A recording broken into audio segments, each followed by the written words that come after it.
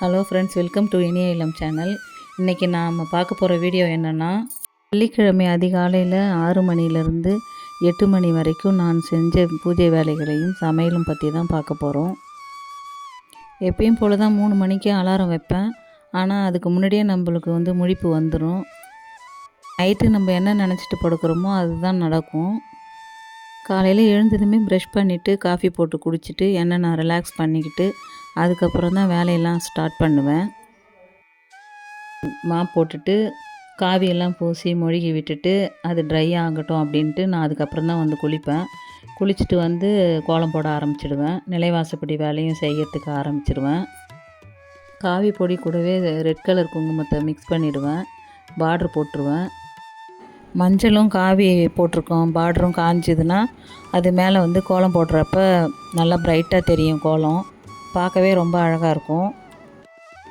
மஞ்சள் பூசின இடத்துல காயறதுக்கு முன்னாடியே நம்ம கோலம் போட்டோம்னா அதில் இருக்கிற ஈரம் வெள்ளை கலர் கோலம் மாவில் பட்டு எல்லோ கலர் மாதிரி ஷேடு வந்துடும். கோலம் ப்ரைட்டாக இருக்காது. அதனால் காய்ஞ்சதும் நீங்கள் போட்டு பாருங்கள், ரொம்ப அழகாக இருக்கும். இப்போல்லாம் தான் நம்ம சீக்கிரமாக எழுந்துருங்க நம்ம எல்லாருக்கும் சொல்லிகிட்ருக்கோம்.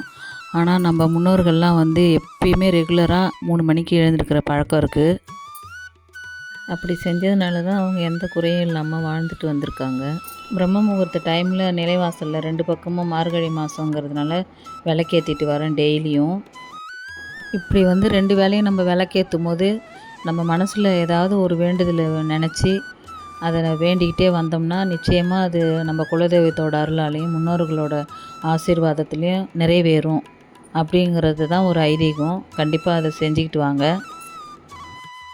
இப்படிலாம் பூஜை பண்ணுறோமே, நல்லது நடக்குமான்னு யோசிக்காமல் எந்த பலனையும் எதிர்பார்க்காம நம்ம வேலையை நம்ம கரெக்டாக செஞ்சுக்கிட்டு வந்தால் நிச்சயமாக நல்லது தான் நடக்கும். நான் தீபம் ஏற்றும் போது மணி 5:30 ஆயிடுச்சு. மனசுக்கு நிறைவாக பூஜையெல்லாம் பண்ணியாச்சு. அடுத்தது கிச்சனுக்கு போக வேண்டியது தான். நைட்டு தூங்க போகக்குள்ளவே நாளைக்கு காலையில் என்ன டிஃபன் செய்யலாம் அப்படின்னு முடிவு பண்ணிட்டு தான் தூங்குவேன். காலையில் காஃபி போடுறப்பவே பச்சை பருப்பும் பச்சரிசியும் தண்ணியில் கொட்டி ஊற வச்சிட்டேன். கூடவே வடைக்கு தேவையான உளுந்தையும் ஊற வச்சிட்டேன். சுட சுட பொங்கல், வடை, கூடவே ஒரு ஃபில்டர் காப்பி குடிச்சு பாருங்கள். அதோட டேஸ்ட்டே தனி தான். எனக்கு ரொம்ப பிடிக்கும். இந்த மாதிரி யார் யாருக்கெல்லாம் பிடிக்கும்னு கமெண்ட்டில் சொல்லுங்கள். ஆயில் ஃபுட்டுனாலே எனக்கு பயம்தான். அதே மார்னிங்கில் இந்த மாதிரி சாப்பிடும்போது செரிச்சிடுது எனக்கு. ஈவினிங் டைமில் நம்ம லைட்டாக தான் சாப்பிட்ணும். அதனால் நான் அதெல்லாம் அவாய்ட் பண்ணிவிடுவேன்.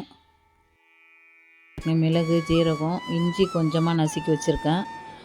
பிடிக்கலன்னா அப்படியே கூட எடுத்து போட்டுடுற மாதிரி தான் எடுத்து வச்சுருக்கேன். பொடி பொடியாக அரிஞ்சு போட்டால் சாப்பிடக்குள்ளே இந்த மாதிரி வாயில் கிடைக்கிறப்ப சில பேருக்கு பிடிக்காது.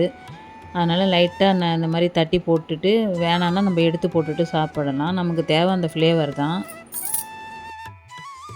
பொங்கலுக்கு தொட்டுக்கிறதுக்கு தேங்காய் சட்னி தான் அரைச்சிக்கலாம் அப்படின்னு வச்சுருக்கேன். பொங்கல் தாளித்து விட்டாச்சு. அடுத்தது வடை போட்டுடலாம். வடைக்கு வெங்காயம், பச்சை மிளகாய், இஞ்சி, கருவேப்பிலை, கொத்தமல்லி எல்லாத்தையும் அந்த அரைச்ச உளுந்து மாவில் மிக்ஸ் பண்ணிட்டேன். மார்னிங் பிரேக்ஃபாஸ்ட்டில் இந்த மாதிரி உளுந்து வடை சாப்பிட்றது ரொம்ப குழந்தைங்களுக்கு நல்லது. நம்ம வீட்டில் இருக்கிற எல்லோரும் எழுந்திருக்கிறதுக்கு முன்னாடியே நம்ம காலையில் சீக்கிரம் எழுந்திருச்சு எல்லா வேலையும் செஞ்சுட்டு வர்றப்ப நம்ம உடம்பு மனசும் ஆரோக்கியமாக இருக்கும். நம்ம முன்னோர்கள்லாம் வீட்டில் பூஜை வேலையெல்லாம் முடிச்சுட்டு கோயிலுக்கு போயிட்டு பஜனையில் கலந்துக்கிட்டு வருவாங்க. அப்படி தான் அவங்களோட வாழ்க்கையை வளமாக மாற்றிக்கிட்டாங்க அவங்க. நிச்சயமாக நம்மளும் அதை மாதிரி ட்ரை பண்ணுவோம். இப்போல்லாம் நம்மளோட சேனலில் லைவ் ஸ்ட்ரீமிங் போடுறேன். 2வது ஷார்ட்ஸும் போடுறேன், லாங் வீடியோவும் போடுறேன். உங்களுக்கு எது பிடிச்சிருக்குன்னு எனக்கு கமெண்ட்டில் சொல்லுங்கள். உங்களுக்காக நான் வீடியோ போடுறப்ப நிறைய விஷயம் நானும் கூடவே கற்றுக்கிறேன். என்னோடய பதிவுகள் எல்லாமே உங்களுக்கு பயனுள்ளதாக இருக்கணும் அப்படின்னு நினச்சி தான் நான் தொடர்ந்து வீடியோலாம் கொடுத்துக்கிட்டு இருக்கேன். எனக்கு சப்போர்ட் பண்ணுங்கள். என்னோடய சேனலை சப்ஸ்கிரைப் பண்ணுங்கள். லைக் அண்ட் ஷேர் பண்ணுங்கள். தேங்க்யூ.